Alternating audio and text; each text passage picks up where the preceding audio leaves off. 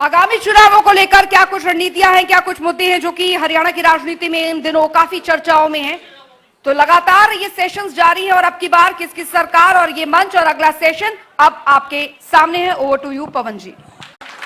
अब की बार किसकी सरकार कॉन्क्लेव जारी है और अब हमारे साथ जो मेहमान हैं मैं उनसे आपका परिचय करवा रहा हूं। हरियाणा विधानसभा में डिप्टी स्पीकर हैं और नलवा विधानसभा से विधायक हैं रणबीर सिंह गंगवा। सर, आपका बहुत बहुत स्वागत है जनता टीवी के मेगा कॉन्क्लेव सबसे बड़ी पंचायत अब की बार किसकी सरकार में। सर, शुरुआत करते हैं इसी से।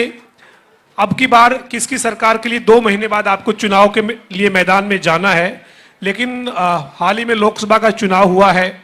आप हिसार लोकसभा क्षेत्र से संबंध रखते हैं, वहां का जो आपका अनुभव है वो तो इस बार काफी कड़वा रहा है। तो कैसे 2 महीने बाद क्या ऐसा बदलेगा कि आप वहां की हवा जो है वो बदलने की उम्मीद रखते हैं? देखिए पवन जी कि लोकसभा का चुनाव अभी हुआ है और हम विधानसभा चुनाव के लिए बिल्कुल तैयार हैं जी। और जहाँ तक आपने हिसार की बात कही, लोकसभा चुनाव की बात कही, इस लोकसभा चुनाव के अंदर विशेष तौर से जो कांग्रेस पार्टी के लोग हैं जी, खासकर राहुल गांधी जी ने जो एक पत्रिका उठा करके संविधान की एक भ्रमजाल फैलाने का जो काम किया था जी, उसमें कहीं न कहीं वो कुछ एक जगह पे कामयाब रहे। और इसीलिए मैं समझता हूं कि हम जो हिसार की सीट है और चाहे हम जो उम्मीद कर रहे थे कि हमारी और ज़्यादा सीटें आएगी, उसमें जो कमी आई है वो कहीं न कहीं है, लेकिन एक बार लोगों को बकाया जा सकता है।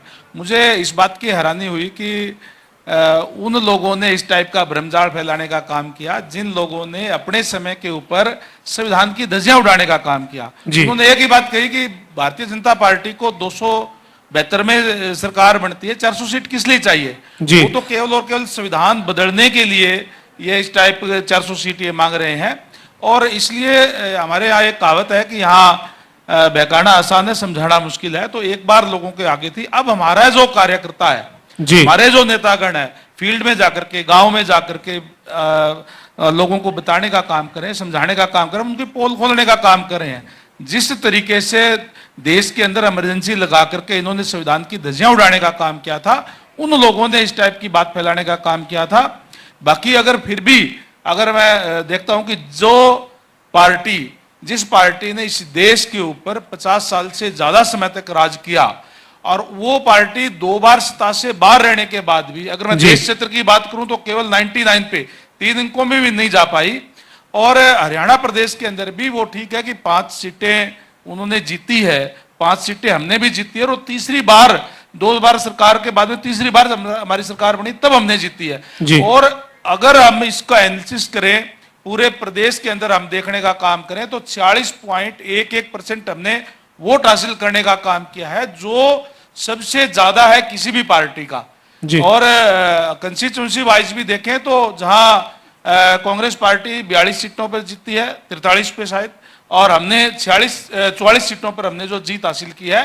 तो आप निश्चित तौर पर हम जो इसमें सुधार करते हुए अब आने वाले चुनाव के अंदर पूर्ण बहुमत की सरकार इस बार बनाएंगे। तो आप इसी खुशफहमी में रहना चाहते हैं कि इस बार हम 44 लोकसभा के चुनाव में जीते हैं, इसी खुशफहमी में आप आगे बढ़ेंगे। 2 महीने बाद जो हम बात कर रहे हैं अब की बार किसकी सरकार की, यही खुशफहमी के साथ आप चुनाव मैदान में जाएंगे? देखिए, हम जो है, मैं एक बात आपको बड़ा क्लियर कह दूं, इस चुनाव के अंदर तो कहीं न कहीं कांग्रेस पार्टी के जो लोग थे जी, भाई हमारी कोई टिकट आगे दिवा देंगे और कर देंगे, इसलिए सारों ने एकजुट होकर के, और केवल कांग्रेस पार्टी नहीं बल्कि बीजेपी वर्सेस अदर्स ये चुनाव था जी। और आने वाले चुनाव के अंदर जिस तरीके से इनके गठबंधन टूट गए हैं, इनके आपस के अंदर जो कांग्रेस पार्टी है, वो तो मैं आज समझता हूं कि हरियाणा प्रदेश की बात करूं तो पिता पुत्र की जेब की पार्टी बन गई, किसी की जेबी पार्टी बन के रह गई। इसलिए इनके बड़े बड़े नेता आज इनको छोड़ के जा रहे हैं। और मैं समझता हूं कि आने वाला जो विधानसभा चुनाव होगा, हमें कांग्रेस के पार्टी से लड़ने की जरूरत नहीं है, ये तो एक दूसरे को खुद ही निपटाने का काम कर देंगे जी। क्योंकि जिस तरीके से इनकी गुटबाजी है वो एक दूसरे को निपटा देंगे। हम तो जो लगातार 10 वर्षों में जिस ट्रांसपेरेंसी के साथ हमने कार्य किए हैं, जिस तरीके से एक सुशासन देने का काम हरियाणा प्रदेश के अंदर किया है, हम अपने कामों को लेकर के, हम अपने विकास को लेकर के लोगों के अंदर जाएंगे। और निश्चित तौर पर हम आने वाले इस चुनाव के अंदर, विधानसभा चुनाव के अंदर, पहले तो 40 सीटें रह गई थी, कहीं कम रह गई थी, इस बार हम पूर्ण बहुमत की सरकार जो बनाने का काम करेंगे। लेकिन जब आप गुटबाजी की बात कर रहे हैं तो जब भूपेंद्र सिंह हुड्डा से जब उनकी गुटबाजी की बात की जाती है तो वो कहते हैं कि बीजेपी वाले नेताओं से ये पूछ लो कि अनिल विज जी कहाँ है आजकल, क्योंकि बड़े दमदार मंत्री थे, गृह विभाग उनके पास था। आजकल जो है वो कहते सुनते हैं राजनीतिक गलियारों में कि विपक्ष में मजा आता है, सत्ता में तो मजा ही नहीं आता। और जो है वो अब किस जगह पे, वो हुड्डा साहब कहते हैं कि उनसे पूछो विज साहब के साथ ऐसा क्यों किया। देखिए, हमारी पार्टी कार्यकर्ताओं की पार्टी है, संगठन की पार्टी है, और जो फैसला जो पार्टी कर देती है उस पर सारे काम करते हैं जी। चाहे आप अनिल विज जी की बात करें चाहे किसी और की भी बात करें, अनिल विज जी हमारे बहुत ही सीनियर नेता हैं और उन्होंने रात दिन एक करके इस चुनाव के अंदर अपना कार्य करने का काम किया है। आज भी पार्टी का वो कार्य संभाल रहे हैं जो भी उनके जिम्मे लगता है। और जहां तक भूपेंद्र सिंह हुड्डा जी की बात है, हुड्डा जी ने अपने समय के अंदर जिस तरीके से भेदभाव करने का काम किया, क्षेत्रवाद, जातिवाद, वर्गवाद, इस टाइप की बातें उन्होंने करने का काम किया, इसीलिए लगातार जिस पार्टी की सरकार है उसको दरकिनार करने का काम किया था। आज अगर मैं बता दूं, जिस तरीके से आज नायब सैनी जी के नेतृत्व के अंदर पूरा हरियाणा प्रदेश के हर वर्ग को वो साथ लेकर के चल रहे हैं, हर वर्ग के लिए कार्य कर रहे हैं। और खासकर अगर जब भूपेंद्र सिंह हुड्डा जी की मैं बात करूं, आज वो कह रहे हैं, आज तो उनको नजर आ रहा है कहीं वो बैकवर्ड की बात करते हैं, कहीं एससी की बात करते हैं, लेकिन जब उनका समय था, जब उनकी सरकार थी, लोगों को आज भी याद है कि किस तरीके से उन्होंने भेदभाव करने का काम किया, किस तरीके से उन्होंने जो वंचित वर्ग है, चाहे वो शेड्यूल कास्ट है, चाहे बैकवर्ड क्लास है, उनके साथ अपने साथ में अन्याय करने का काम किया।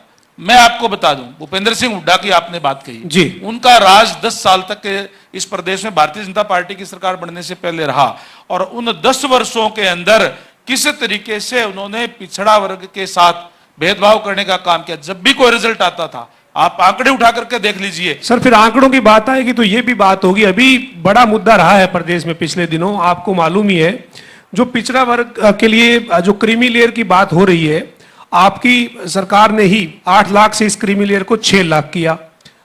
जो पूर्व मुख्यमंत्री हैं मनोहर लाल, वो जब हरियाणा के मुख्यमंत्री थे तो उन्होंने इस क्रीमी लेयर को 8 लाख से घटाकर 6 लाख किया।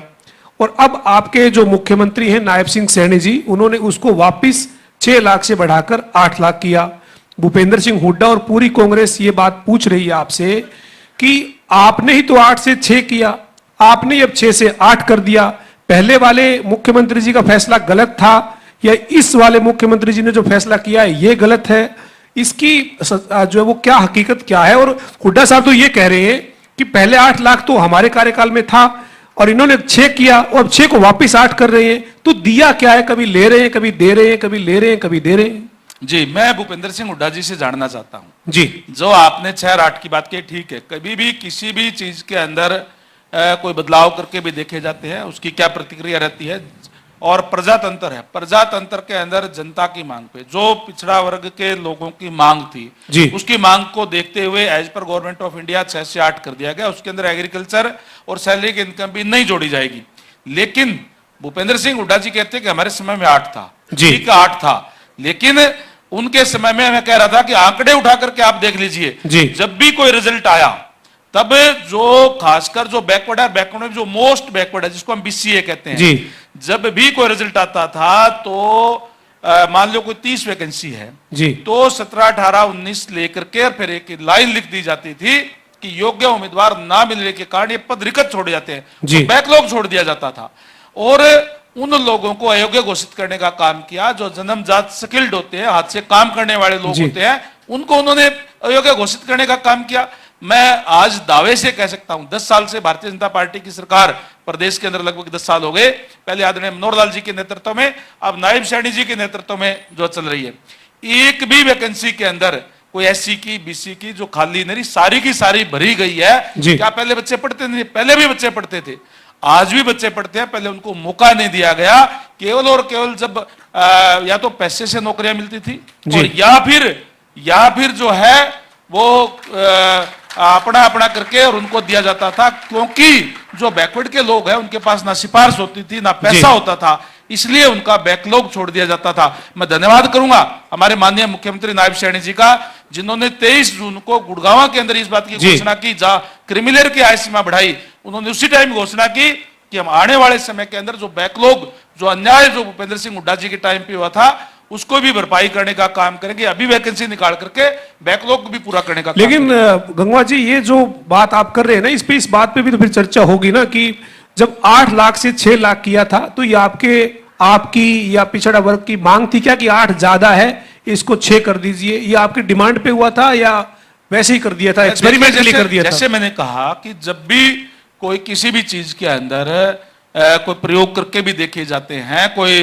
किस तरीके से जो ज्यादा से ज्यादा लोगों को इस बात का लाभ दिया जाए। लेकिन आज जब इस बात की जरूरत महसूस हुई कि कहीं न कहीं कोई बच्चों का एडमिशन के बगैर रह ना जाए, इसलिए उस आय सीमा को बढ़ा दिया गया है। समय समय के ऊपर वो किया जाता है, वो हमने किया है। लेकिन सर, कांग्रेस के नेता उदय भान ये कह रहे थे, हरियाणा कांग्रेस के अध्यक्ष, कि जब इन्होंने 8 से 6 किया ना, उसके चलते बहुत सारे बच्चे ऐसे थे जो रिटर्न जो परीक्षा वो पास किए हुए थे, उनके एमबीबीएस में दाखिले रुक गए। 2 साल तक उन्होंने संघर्ष किया, प्रदर्शन किया, कोर्ट कचहरी तक हुए।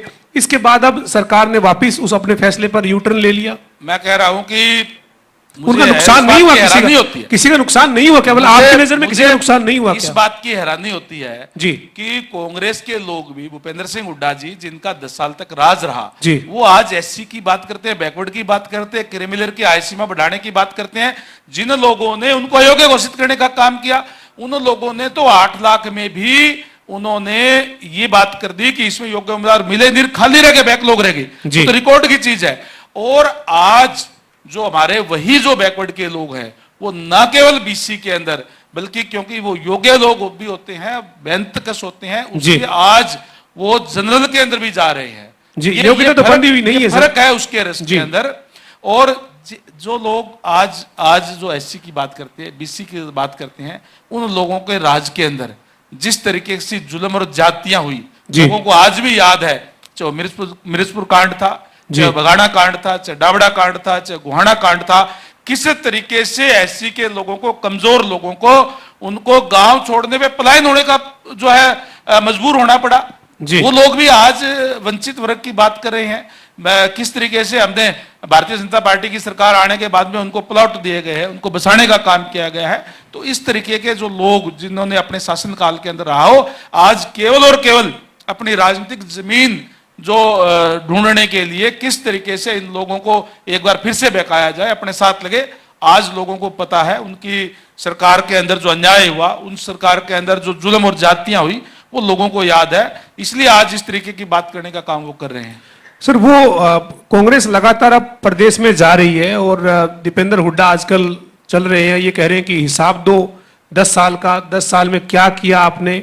और जिन मुद्दों की आप बात करें, मिर्जपुर कांड की, बघाना कांड की, वो कहते हैं कि ये तो पूरे देश को मालूम है कि किसान आंदोलन के दौरान कितने किसानों की शहादत हुई, कितने किसानों की जान चली गई। इस मुद्दे को भी वो हिसाब दे कार्यक्रम में उन्होंने शामिल किया हुआ है।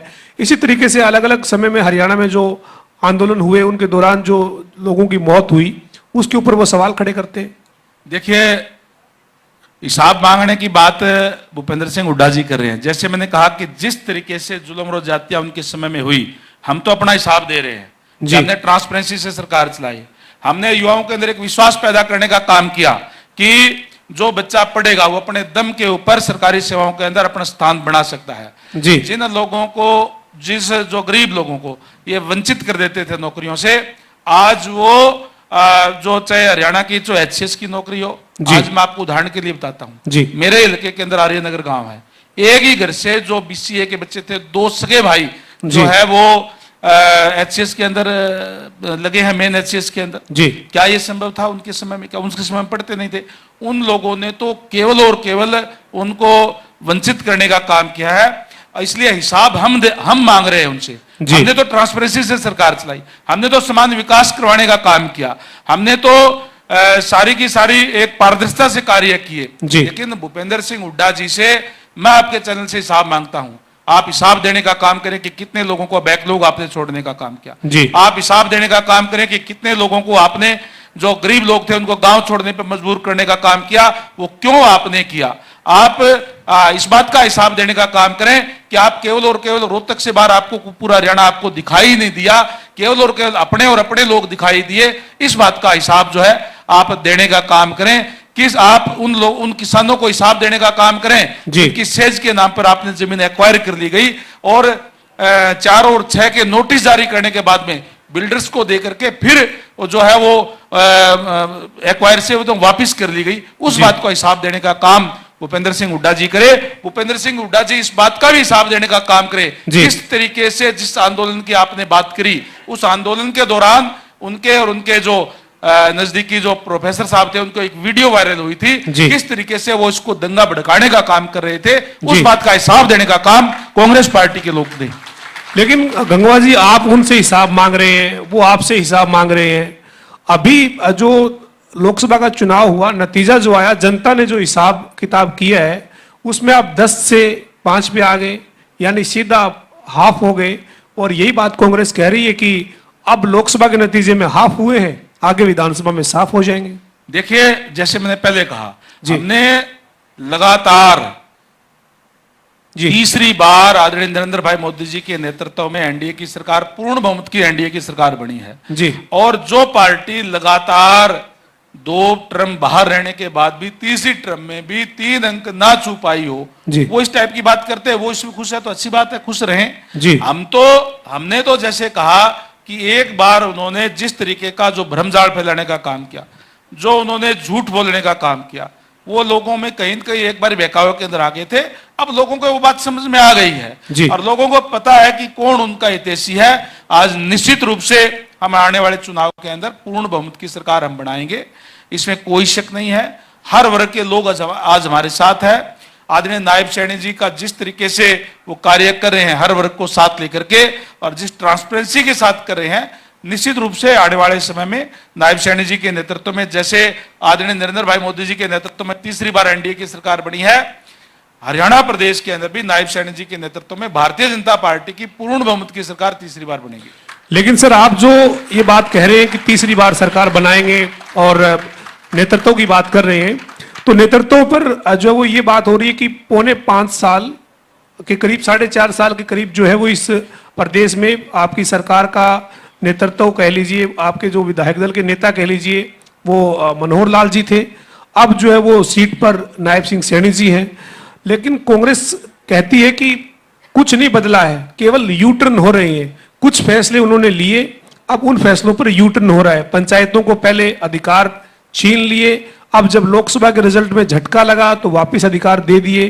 क्रीमी लेयर पहले 8 से घटाकर 6 किया, जिसपे हम चर्चा कर चुके हैं, अब 6 से 8 कर दिया। अपने ही फैसले यू टर्न जो है वो हो रहे हैं, इसके अलावा कुछ नहीं हो रहा।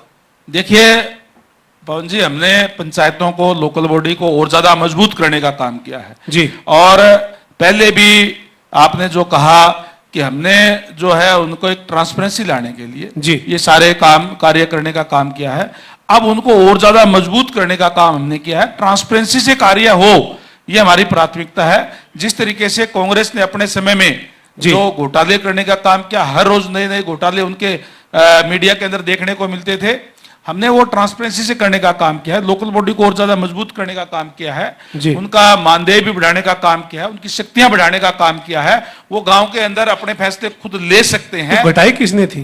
घटाए भूपेंद्र सिंह हुड्डा जी ने थे। घटाए हमने कहां थे? नहीं, पंचायतों की टेंडर की प्रक्रिया आपने लागू की, उनके वित्तीय अधिकार को आपने 5 लाख किया। भूपेंद्र सिंह हुड्डा तो 2014 से पहले मुख्यमंत्री थे। सर, मैं अभी की बात कर रहा हूँ, 2018, 19 नहीं, पहले घटाए नहीं थे जी, पहले भी उनको मजबूत किया गया था। ये बात ठीक है कि और जो ज्यादा के थे वो टेंडर से करते थे, और अब समय के साथ हमने उसमें बदलाव करने का काम किया है। अब उनको और भी शक्तियां भी हमने देने का काम किया है। उनकी चाहे वो पेंशन की बात हो, उनका मानदेय बढ़ाने की बात हो, वो भी करने का काम किया है। और सरपंच हो, उसको पूरी जो उनका चाहे वो कोई मुख्यमंत्री आए, कोई मंत्री आए, तो उसके अंदर भी उनको जो कुर्सी राशि जो होती है वो उसको बढ़ाने का काम हमने किया है। तो सारे व्यवस्था हमने करने का काम किया है।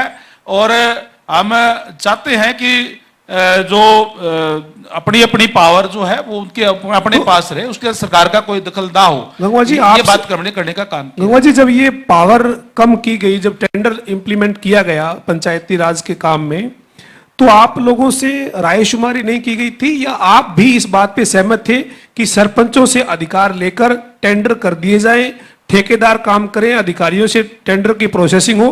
क्या रणबीर सिंह गंगवा इस बात से सहमत थे कि सरपंचों पे अधिकार नहीं रहने चाहिए, टेंडर लागू होना चाहिए? देखिए, कोई भी फैसला होता है तो सर्वसहमति से होता है, लेकिन उसके अंदर कोई भी अगर किसी में कोई सुधार के लिए बदलाव की जरूरत होती है जी। तो हम उसमें बदलाव करते हैं। हमें कोई इस बात की कोई ईगो नहीं रहती कि हमने ये कर दिया तो ये क्यों करें जी। लेकिन उसके अंदर जहां बदलाव की जरूरत होती है समय समय के ऊपर उसमें बदलाव किए जाते हैं किसी भी कार्य को सुधारने के लिए। लेकिन फैसला उसमें गलत सुधार हो गया किए था। जाते हैं जी। फैसला मतलब गलत हो गया था। नहीं, फैसले के अंदर सुधार की गुंजाइश हमेशा रहती है जी। अब भी हमने फैसले कि उसके अंदर भी आने वाले समय में और सुधार कर सकते हैं, तो जी। उसमें कोई बुराई नहीं होती। समय समय के ऊपर उसमें सुधार किए जाते हैं। हमने सुधार करने का काम किया है, हमने पावर का विकेंद्रीकरण करने का काम किया है, तो उसके अंदर तो हमेशा ही गुंजाइश रहती है। आप इस बात को मानते हैं कि सरपंच गांव का जनप्रतिनिधि है, जैसे आप विधानसभा के जनप्रतिनिधि हैं, आपके पास वित्तीय अधिकार है खर्च करने के लिए, या जो आपके पास एक विधायक के तौर पे जो फंड है इस्तेमाल करते हैं आप, वैसे सरपंच को भी रहना चाहिए, उसी तरीके का अधिकार मिलने चाहिए? कोई उसमें रहना नहीं चाहिए जी। हमने उनको देने का काम किया है, लेना कर रहे हैं आज। सर बात ये विपक्ष वाले यही तो कह रहे हैं कि आप ही ने वापस लिया, आप ही वापस दे रहे हो। नहीं लिया ना, उनके पास नहीं थे पहले अधिकार जी। मैं ये कहता हूं पहले उनके पास अधिकार थे नहीं जी। अब हमने उनको अधिकार इस बात के दिए हैं कि आप खर्च कर सकते हैं, गांव का फैसला अपने स्तर पे आप कर सकते हैं जी। उसके अंदर सरकार का कोई दखल नहीं होगा। सरकार वही कार्य करेगी जो ग्राम पंचायत अपना रेजोल्यूशन पास करेगी या जो ग्राम सभा की मीटिंग होगी उसके अंदर वो पास करेंगे, वही इंप्लीमेंट करने का काम सरकार करेगी। वो अपने इंडिपेंडेंट है, इस बात का हमने किया, और उनकी और शक्तियां उनकी जो है हमने बढ़ाने का काम किया, उसमें कोई घटाई नहीं है। हमने पहले से और ज्यादा उनको बढ़ाने का काम किया। पहले भी जो आप कह रहे हो कि पहले हमने जो बदलाव किए वो ठीक है कि हमने जो पैसे का टेंडर से किया था, अब टेंडर की जो वो राशि जो है हमने और बढ़ाने का काम किया कि सरपंच बिना टेंडर के भी और ज्यादा काम कर सकते हैं। जी। गंगवा जी, ये जो अभी चुनाव लोकसभा का हुआ उसका रिजल्ट आया, अभी विधानसभा में आपको जाना है, इससे पहले आप इस पे भी विचार कर रहे हैं कि हिसार लोकसभा तो हार गए, लेकिन आप अपने नलवा में क्यों हार गए? देखिए, नलवा के अगर कंस्टिट्यूंसी की बात करें तो नलवा के अंदर भी जो हमने विधानसभा में वोट लिए थे जी, उससे 5,000 वोट अब फालतू आए हैं जी। पहले हमने 48,000 लिए थे, अब 53,000 आए हैं जी। और 2019 की भी अगर बात करें जी, 2019 में जब आप कह रहे हैं कि बिल्कुल जैसे कह रहे भी एक तरफा ही था, तब भी नलवा के अंदर 59,000 वोट आए थे। 1,18,000 उस टाइम पोल हुए थे, 59,000 कुछ आए थे जी। अब 53,000 वोट आए हैं। ठीक है कि 6,000 वोट का फर्क है, वो भी अब इसलिए हो, उस टाइम हम 33,000 से जीते थे जी। अब क्योंकि बीजेपी वर्सेस अदर्स था, इसलिए हम 2200-2300 वोटों से कुछ वोटों से हम हारे हैं जी, इसमें नो डाउट। लेकिन हम उसके अंदर और सुधार करेंगे और आने वाले समय में और ज्यादा वोट बढ़ाएंगे। विधानसभा के अंदर हमारे 48,000 वोट थे जी, और अब 53,000 है। हमने 5,000 वोट फालतू लिए हैं, और आने वाले विधानसभा के अंदर हम और ज्यादा वोट इसको जो बढ़ाने का काम करेंगे। और निश्चित रूप से जैसे इनका गठबंधन था, अब गठबंधन इनका टूट गया, अलग अलग चुनाव लड़ेंगे जी। और अब तो जैसे मैंने पहले कहा कि बीजेपी वर्सेस अदर्स था, अब पार्टियां भी अलग अलग चुनाव लड़ेगी, इनके अपने लोग भी जो है वो एक दूसरे को निपटाने का काम भी करेंगे। तो ये इस बार जो ये 2200-2300 वोट का जो फर्क रहा, ये ठीक है, बीजेपी वर्सेस अदर मतलब सब कुछ वो एक थे और आप अकेले थे, लेकिन रणबीर सिंह गंगवा जो है वो नलवा के जनप्रतिनिधि हैं, उनका अपना एक रुतबा है, अपनी एक पहचान है। आप वो 2200-2300 वाला अंतर जो है वो क्यों नहीं पाट पाए? क्या ये सरपंच वाला फैसला, ये ओबीसी 6 से 8, 8 से 6 वाला, या इस तरीके के फैसलों का नुकसान हुआ? नहीं, जैसे मैंने कहा ना, एक तो इन्होंने जो भ्रमजाल फैलाने का काम किया उसका भी कहीं न कहीं नुकसान हमें हुआ। अब लोगों को बहुत बातें क्लियर हो गई है जी, सारी की सारी बातें क्लियर हो गई है। और हमने जो फैसले अब लिए हैं, चाहे वो बैकवर्ड के हैं, चाहे वो और दूसरे फैसले हैं, वो लेने का काम किया है, उसका भी असर जो रहेगा। तीसरी बात, हम इनकी पोल पाटने का काम करें। जिस तरीके से इन्होंने जो संविधान की बात करके और एक भ्रमजाल फैलाने का काम किया था, उसके भी हमारा तमाम कार्यकर्ता वार्ड स्तर पे गांव में जाकर के इनकी पोल खोलने का काम करें। लोगों को वो बात समझ में आ भी रही है, और मैं समझता हूं कि हम अच्छे वोटों से विधानसभा के अंदर जीतेंगे। ये जो वो हांसी हिसार या तमाम जो लोकसभा क्षेत्र के साथ साथ हम आज जो ये कार्यक्रम कर रहे हैं अब की बार किसकी सरकार, इसमें हम हिसार जिले की डेवलपमेंट की बात कर रहे हैं, चाहे फिर उसमें नलवा है, हांसी है, बरवाला है, आदमपुर है, तब तमाम जो हिसार जिले का जो हिस्सा है, आप क्या मानते हैं कि हिसार जो जिला है उसमें पिछले 5 साल में ऐसे क्या बड़े कदम उठाए हैं आपने, ऐसे क्या बड़े काम किए हैं जिसकी बदौलत जो है वो एक बार फिर से लोग आप पे भरोसा करें? देखिए, दो बातें हैं। गांव हम जो पिछले चुनाव के अंदर गए थे, हमने लोगों से विकास का वायदा किया था। हमने लोगों से वायदा किया था कि हर घर में नल और नल में स्वच्छ जल जी। और इसके साथ साथ हमने वायदा किया था कि हम टेल तक पानी पहुंचाने का काम करेंगे, शहर के अंदर सौंदर्यीकरण करने का काम करेंगे। हिसार की अगर आपने बात की है, हिसार शहर की अगर मैं बात करूं तो वहां हमने एयरपोर्ट हमारा जो है वो पूर्ण अब जो है तैयार हो गया है। जो हवाई पट्टी थी उसका भी उद्घाटन अब हो गया है और अभी ही हाल ही के अंदर ही 2 दिन पहले ही उसके अंदर ट्रायल करने का जो है मंजूरी मिल गई है। ट्रायल से जो हमारे उड़ाने की फ्लाइट उड़ाने की वहां से मिल गई है और जल्दी ही मैं समझता हूं कि अगले महीने के अंदर वहां से हमारे हवाई जहाज जो उड़ने शुरू हो जाएंगे। तो एक बहुत बड़ा कार्य जो हिसार वासियों के लिए हुआ, बहुत अच्छी खुशी की बात है, केवल हिसार के लिए नहीं बल्कि पूरे रीजन के लिए, कि वहां हमारे जो आगे जो पंजाब तक के लोग को भी उसकी सुविधाएं मिलेगी। और उससे जब रोड की कनेक्टिविटी अच्छी है और हवाई कनेक्टिविटी भी जब अच्छी होगी तो निश्चित तौर पर और भी रोजगार जो है कि साधन वहां मुहैया होंगे।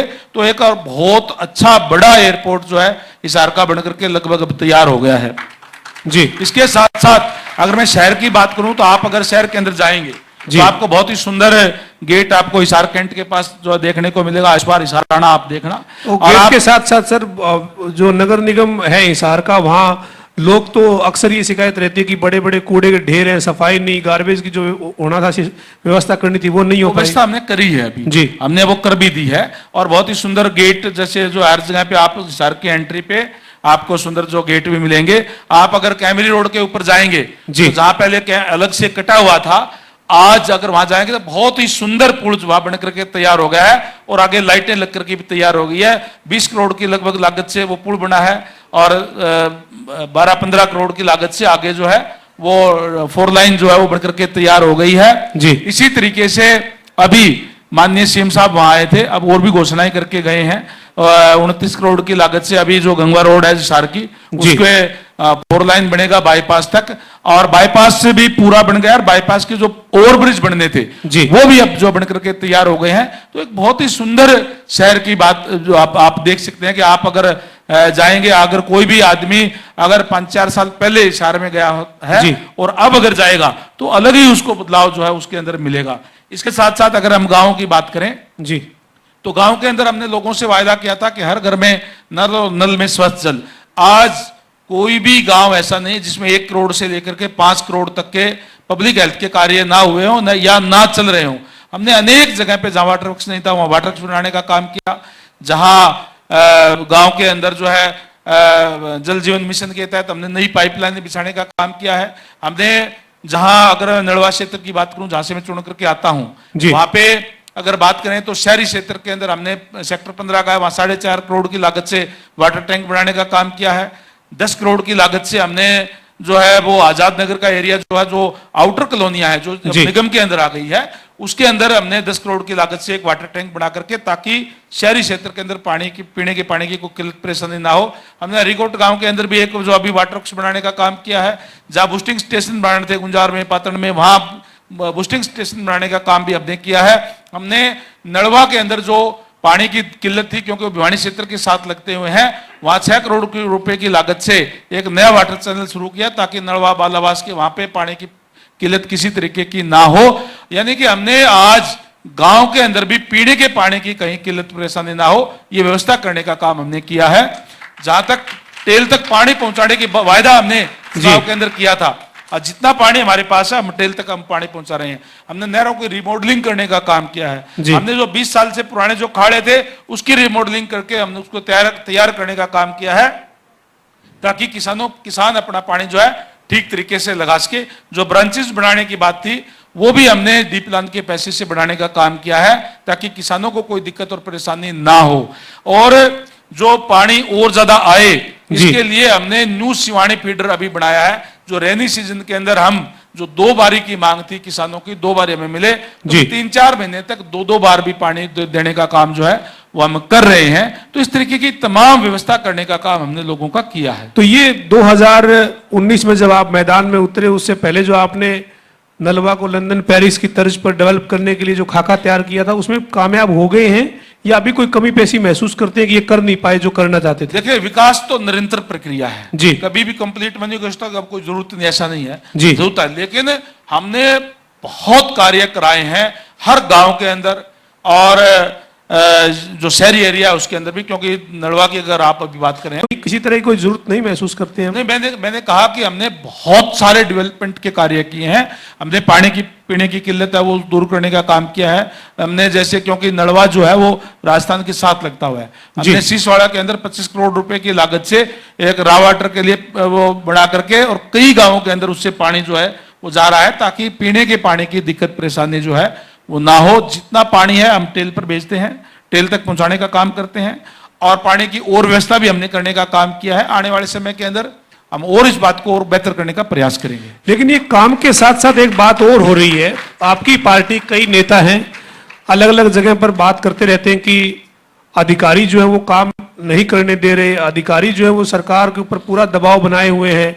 पिछले दिनों सिरसा जिले के आपके एक बीजेपी के जो नेता है वो कह रहे थे कि चुनाव इन डीसीएसपी को लड़ा लो, हम तो इनके पास जाते हैं, काम हमारे हो नहीं रहे, डेवलपमेंट की बात करने के लिए जाते हैं, ये भ्रष्ट अधिकारी बैठा रखे हैं। क्या रणवीर गंगवा के सामने भी इस तरीके का कोई संकट है कि ब्यूरोक्रेसी जो है वो हावी है और काम करने में अड़चने हैं? नहीं, देखिए, ब्यूरोक्रेसी और सरकार के जो चुने हुए नुमाइंदे हैं जी, वो दोनों ही मिलकर के, उनकी दोनों की जिम्मेदारी होती है कि हम मिलकर के काम करें जी। और माननीय मुख्यमंत्री महोदय ने सख्ती से निर्देश दिए हुए हैं सभी डीसीज को, एसपी को और जो अलग अलग डिपार्टमेंट के अधिकारियों को काम के अंदर कोई भी किसी भी तरीके की देरी नहीं होनी चाहिए। कोई दिक्कत परेशानी किसी को किसी तरीके की आती है तो भी हम 9 से लेकर के 11 बजे तक समाधान शिविर लगाने का काम भी डीसी एसपी करते हैं, ताकि किसी को कोई दिक्कत परेशानी हो तो वहां जाकर के भी मिल सकता है। और किसी की अधिकारी की कोई भी अगर इस तरह की कोई शिकायत आती है तो उसके खिलाफ भी एक्शन लिया जाता है, उसके खिलाफ भी संज्ञान लिया जाता है। ये हमारी सरकार के अंदर बिल्कुल एक स्मूथली जो कार्य चल रहे हैं। लेकिन सर, आज आपने आपके दोस्त की खबर ली या नहीं ली, लॉ एंड ऑर्डर को लेकर बड़े सवाल उठते हैं, कहीं गोली, कहीं लूट डकैती ये हो रही है। आपको पता है हिसार, हांसी, इस क्षेत्र में रोहतक, सोनीपत बहुत ज्यादा लॉ एंड ऑर्डर जो है वो खराब है। आज आपके एक मित्र जो विधायक हैं बयाना साहब कह रहे हैं कि उनके ऊपर भी इस तरीके की कोशिश की गई है। तो आपको लगता नहीं कि लॉ एंड ऑर्डर के मामले में सरकार जिस तरीके के सख्त कदम उठाए जाने चाहिए वो नहीं उठाए गए?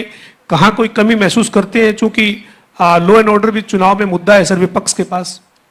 देखिए, इसमें कोई दो राय नहीं कि जो घटनाएं पहले हुई, चाहे वो आपने हांसी का जिक्र किया, चाहे आपने और दूसरी जगह का किया, उस घटनाओं की मैं निंदा करता हूं। लेकिन सरकार का कार्य होता है कि कोई इस टाइप की घटनाएं होती है उस पर सख्त एक्शन लिया जाए, ताकि इस तरह की घटनाओं की पुनरावृत्ति ना हो। तो ये, और आपने देखा भी होगा कि हमने, तो ये निंदा करना सख्त एक्शन है सर?